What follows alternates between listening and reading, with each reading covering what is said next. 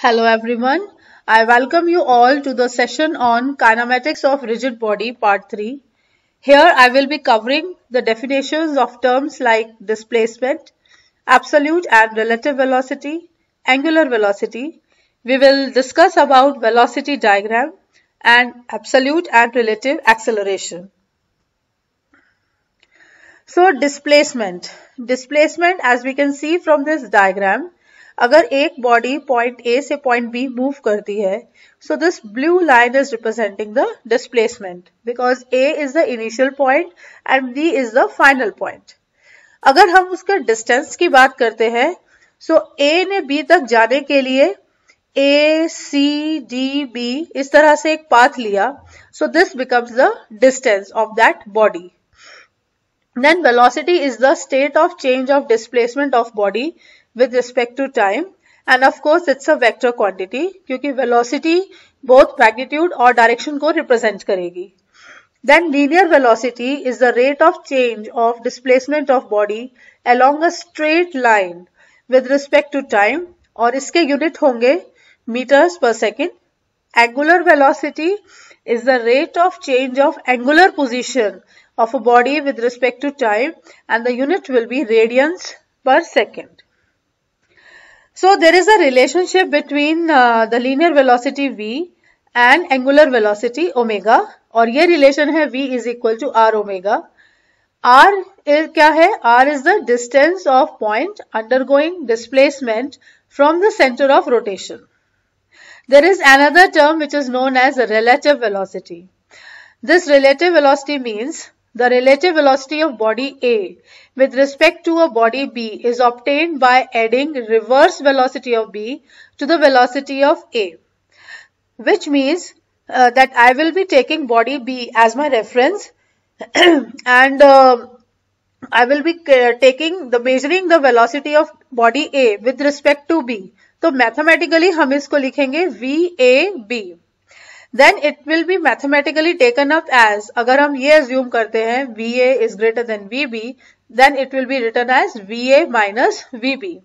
VA और VB जो दो velocities हैं, इन दोनों को किसी एक reference point के respect में measure किया है, इसलिए इनको हम बुलाएंगे absolute velocity.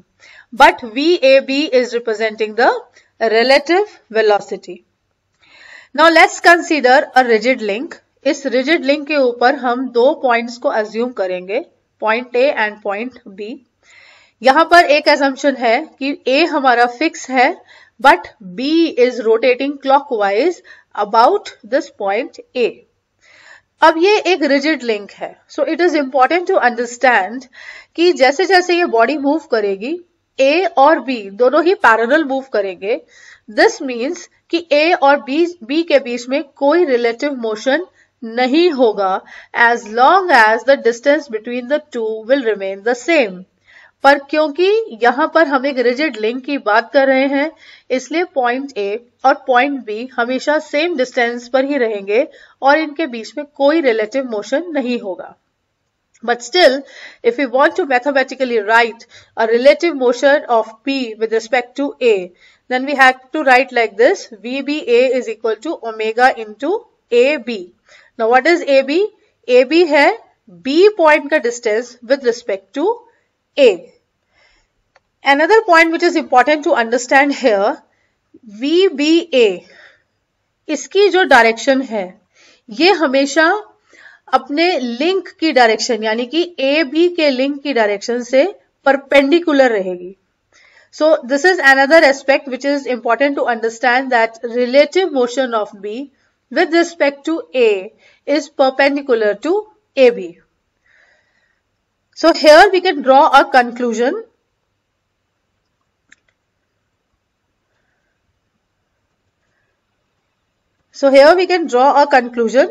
That direction of relative velocity of 2 points in a rigid link with respect to each other is always perpendicular to the straight line joining them.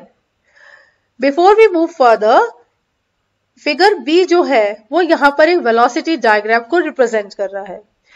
क्योंकि हमारे पास सिर्फ पॉइंट बी है जो कि रिवॉल्व कर रहा है, इसलिए हम एक line A B horizontally draw कर सकते हैं और इसकी स्केलिंग करके हम ड्रॉ कर सकते हैं, which is representing V B A.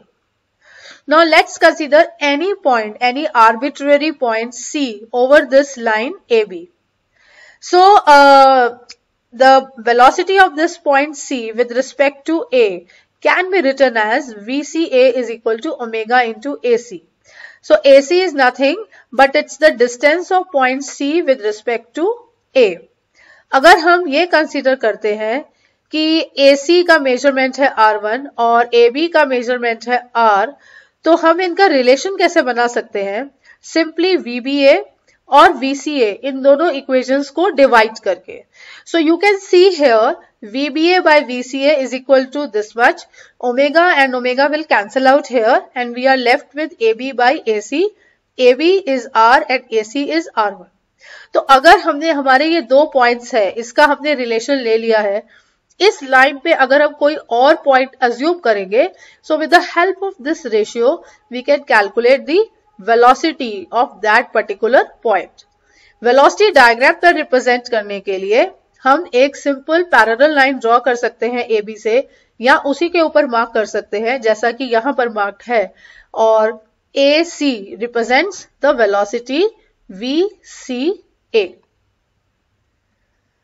Then let's take up another example. Last example पे हमारा ए पॉइंट फिक्स था और बी जो है वो क्लॉकवाइज रोटेट कर रहा था. अब यहां पर क्या है, A B is representing a rigid link again, but A B move कर रहा है और बी भी मूव कर रहा है. So as per this diagram which is given here, A की वेलोसिटी है ऑन द वर्टिकल एक्सिस और बी की वेलोसिटी है over the horizontal axis, which can be observed here in this diagram. अब इसका अगर हम velocity diagram बनाते हैं तो हमें VA को ड्रॉ करना है. पहले VA हमारा vertical axis में ड्रॉ होगा like this. So that means कि जिस डायरेक्शन पे हमारा ये velocity vector लिंक पर ड्रॉ किया है, सेम डायरेक्शन पे हमें velocity diagram पे वो लिंक ड्रॉ करना पड़ेगा. Because the velocity of A has been taken with respect to a reference point, कोई reference point है O जिसके रिस्पेक्ट में हमने A की वेलोसिटी को मेजर किया है, इसलिए इसको हम सिंपल VA लिख सकते हैं और एरो हेड जो है that will be towards A. अगर हमें VB को ड्रॉ करना है तो VB is the same thing. VB हमारा हॉरिजॉन्टल लाइन पर है, तो यहां पर भी हम ओरिजिन से एक लाइन ड्रॉ करेंगे towards the horizontal direction and mark the point B. So OB is representing the velocity B. So similarly जैसा हमने A पॉइंट के केस में देखा, B की भी वेलोसिटी हमने एक रेफरेंस पॉइंट के रिस्पेक्ट में मेजर की है, इसलिए इसको हम VB के नाम से रिप्रेजेंट करेंगे और एरो हेड की डायरेक्शन होगी टुवर्ड्स B. इसका रिजल्टेंट निकालने के लिए हमें इस ट्रायंगल को कंप्लीट करना पड़ेगा, यानी कि इस ट्रायंगल में जो डायगोनल है, और we have to join the points A and B. जब इन दो पॉइंट्स को हम ज्वाइन करेंगे और ये जो डायगोनल ए बी हमारे पास आएगा, ये हमें रिजल्टेंट देगा. Resultant is velocity of point B with respect to point A.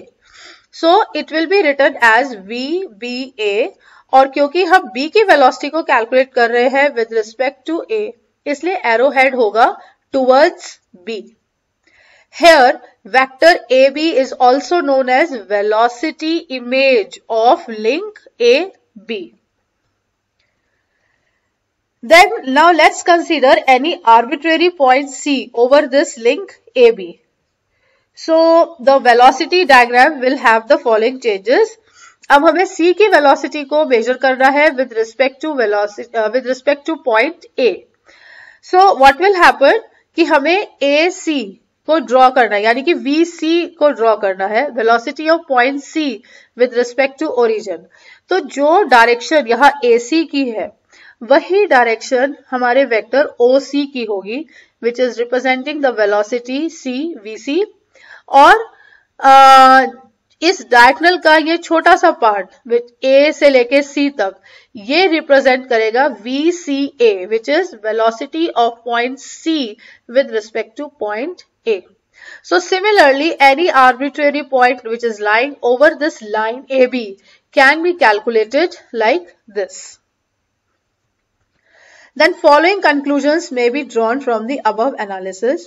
पहली चीज तो ये कि velocity of any point on the kinematic link is given by the vector sum of the velocity of some other point in the link and the velocity of first point relative to the other. Second point says the magnitude of the velocity of any point on the kinematic link relative to the other point in the kinematic link is the product of the angular velocity of the link and distance between the 2 points under consideration. Third conclusion is the direction of velocity of any point on the link relative to other point on the link is perpendicular to the line joining the 2 points. Now let's understand relative angular velocities. यहाँ पर हम एक link assume करेंगे OA and OB. There are two links. इन दो links को हमने point O पर एक जॉइंट के थ्रू कनेक्ट किया है.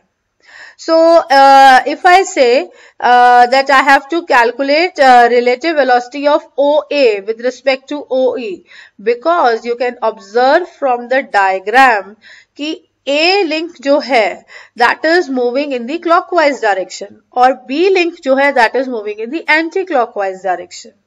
Okay, so यहाँ पर अगर हमें OA की angular velocity calculate करनी है, measure करनी है B के respect पे, so we have to write an equation like this: omega 1 2 is equal to omega 1 minus omega 2. So it could be like omega AB is equal to omega A minus omega B. Opposite means कि अगर हमें relative angular velocity OB का measure करना है with respect to OA, तो इसी equation को हम उल्टा करके लिख सकते हैं, which means omega 21 is equal to omega 2 minus omega 1. But mathematically omega 21 will be minus of omega 12. तो नेगेटिव डायरेक्शन है या पॉजिटिव डायरेक्शन है, इससे हमें पता चलेगा कि हम रेफरेंस के डायरेक्शन पे जा रहे हैं या रेफरेंस से अपोजिट डायरेक्शन में जा रहे हैं. अगर हम अपने पिन जॉइंट की रेडियस को भी कंसीडर करें, then we have other expressions to understand. So let's say कि इस पिन जॉइंट का रेडियस है small r. Then we have to calculate the rubbing velocity. Now what is rubbing velocity here? दो links हैं, वो आपस में एक दूसरे को रब करके स्लाइड करके मूव कर रहे हैं. So that is the rubbing velocity. क्योंकि जहां पर ये स्लाइड करेंगे आपस में, वहां पर कुछ फ्रिक्शन भी जनरेट होगा, हीट भी जनरेट होगी. So when the links are moving in the same direction, उस केस में omega 1 minus omega 2 into r. अगर लिंक्स अपोजिट डायरेक्शन में मूव करते हैं,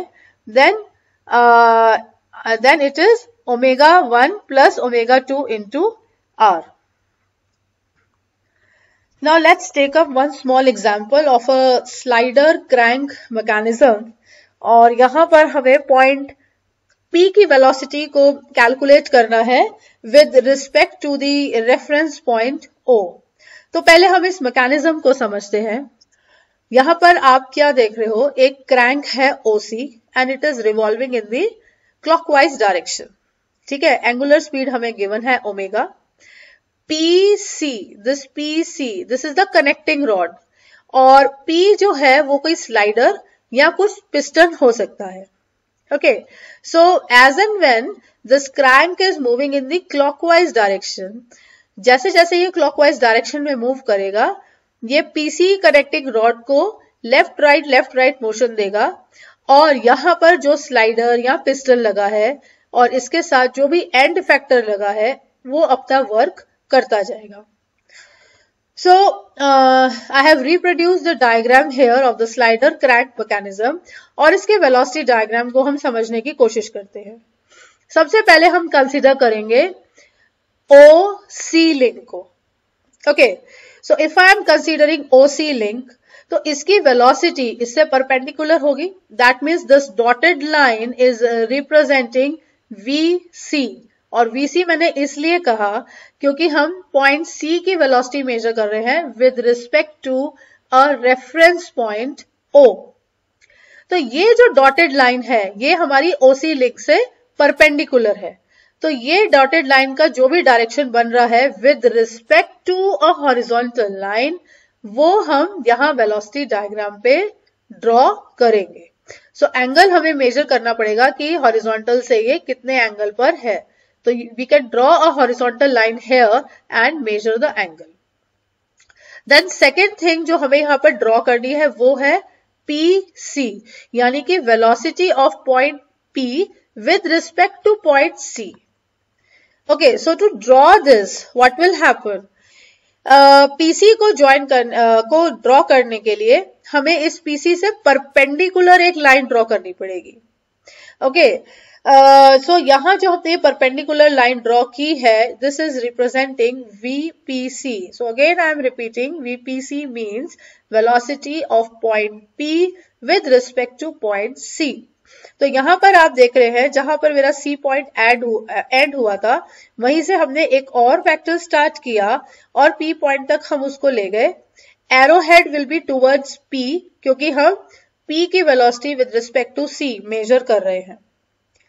then because we were calculating the velocity of point P with respect to this reference point O, तो अब हमें क्या करना होगा, दो वेक्टर्स हमारे पास है और इसका रिजल्टेंट निकालने के लिए हमें इसका ट्राइंगल बनाना पड़ेगा। दैट मीन्स O और P पॉइंट्स को कनेक्ट करना पड़ेगा ताकि हम OP रिजल्टेंट निकाल पाए। And because we are measuring the velocity of point P with respect to the reference point, इसलिए नाम आया VP and the arrowhead is towards the point P. So this is how we will be calculating the velocity of point P with respect to the origin. Let's say if we are considering any arbitrary point E over this link PC. इस PC line के ऊपर हमने एक point E imagine किया। E जो है वो CE, this distance we have to draw and then origin से उसका डिस्टेंस हम कैलकुलेट कर सकते हैं। So that means OC plus CE।